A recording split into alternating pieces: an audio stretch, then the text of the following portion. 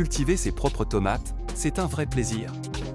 Choisissez d'abord les variétés qui vous conviennent, les tomates cerises pour les petits espaces ou les cœurs de bœuf pour les amateurs de saveurs intenses. Ensuite, commencez vos semis dans des godets, à une température de 20 à 25 degrés Celsius. Une fois que vos plants ont atteint 10 à 15 cm, il est temps de les repiquer pour renforcer leurs racines. Lorsque les gelées sont passées, plantez-les en pleine terre, en les espaçant d'au moins 50 cm. N'oubliez pas d'arroser régulièrement et de pailler pour garder l'humidité. Surveillez bien vos plants pour éviter les maladies comme le mildiou. Après environ 4 mois, vous pourrez enfin récolter vos tomates bien mûres et les conserver selon vos envies. Cultiver des tomates, c'est gratifiant et délicieux. La tomate est une plante annuelle qui craint le froid et nécessite une bonne fertilisation. Cette culture est exigeante en main-d'œuvre et requiert un certain savoir-faire. Toutefois, elle est économiquement intéressante. La croissance de la plante sera optimale avec des températures nocturnes de 15 à 17 degrés Celsius et des températures diurnes de 18 à 24 degrés Celsius.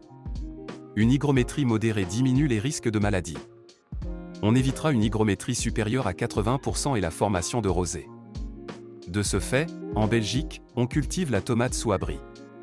Dans cette fiche, nous présentons un itinéraire sous tunnel non chauffé, qui correspond aux conditions de la plupart des maraîchers bio. La tomate préfère un sol sablo-limoneux, bien drainé et profond. Les racines descendent jusqu'à 60 cm mais le système racinaire est surtout développé en surface. Le pH optimal se situe entre 5,5 et 7. Idéalement, il faudrait respecter une rotation de minimum 4 ans entre deux cultures de solanacées.